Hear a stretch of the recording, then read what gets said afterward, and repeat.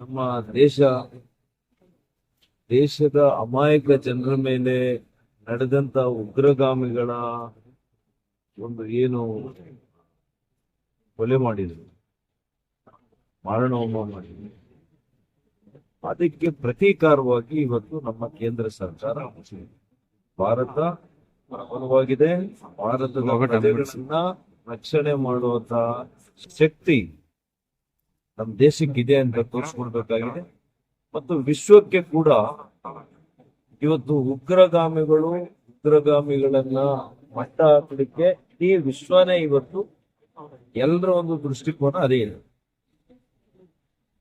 ಆ ನಿಟ್ಟಿನಲ್ಲಿ ಇವತ್ತು ಪಾಕಿಸ್ತಾನದಲ್ಲಿ ಎಲ್ಲಿ ಅಡಗಿಸ್ಕೊಂಡಿರ್ತಕ್ಕಂಥ ಏನು ಉಗ್ರಗಾಮಿಗಳ ನೆಲೆಗಳು, ಉಗ್ರಗಾಮಿಗಳ ಮೇಲೆ ಇವತ್ತು ಅವ್ರ ಮೇಲೆ ಮಾತ್ರ ಇವತ್ತು ನಾವು ದಾಳಿಯನ್ನ ನಮ್ಮ ರಕ್ಷಣಾ ಸಶಸ್ತ್ರ ಪಡೆಗಳು ಇವತ್ತು ದಾಳಿ ನಡೆಸಿವೆ.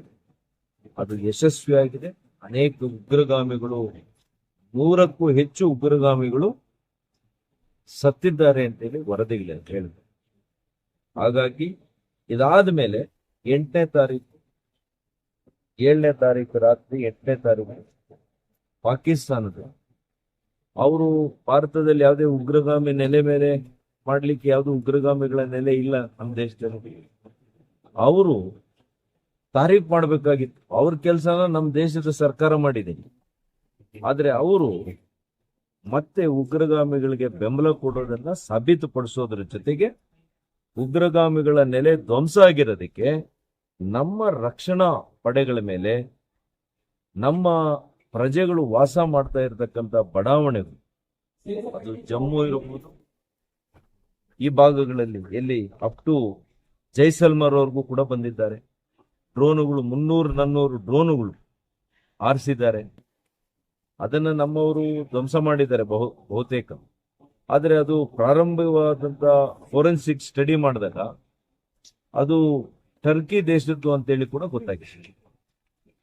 ಹಾಗಾಗಿ ನಾವೆಲ್ಲ ಕೂಡ ಈ ಸಂದರ್ಭದಲ್ಲಿ 140 ಕೋಟಿ ಭಾರತೀಯರು ಒಂದಾಗಿ ನಮಗೋಸ್ಕರ, ಇವತ್ತು ನಾವೆಲ್ಲೋ ದಕ್ಷಿಣದಲ್ಲಿದ್ದೀವಿ, ಬಹಳ ಸುರಕ್ಷಿತವಾಗಿದ್ದೀವಿ ಅಂತ ನಾವು ಅನ್ಕೋಬಾರ್ದು.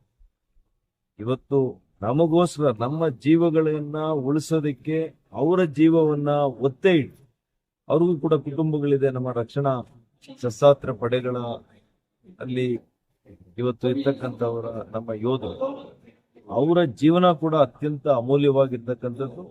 ಅವರಿಗೆ ನೈತಿಕ ಸ್ಥೈರ್ಯದ ಜೊತೆಗೆ ನಾವೆಲ್ಲ ಕೂಡ ಅವರ ಬೆನ್ನೆಲುಬಾಗಿ ನಾವು ನಿಲ್ಲಬೇಕು. ನಮ್ಮ ಕೈಲಾದಂತಹ ಸಹಕಾರ, ಸಹಾಯ ಎಲ್ಲವನ್ನೂ ಕೂಡ ನಾವು ಭಾರತೀಯರಾಗಿ ನಾವು ಮಾಡಬೇಕು ಅಂತೇಳಿ ನಾನು ಎಲ್ಲರನ್ನು ಮನವಿಯನ್ನು ಮಾಡ್ತೀನಿ.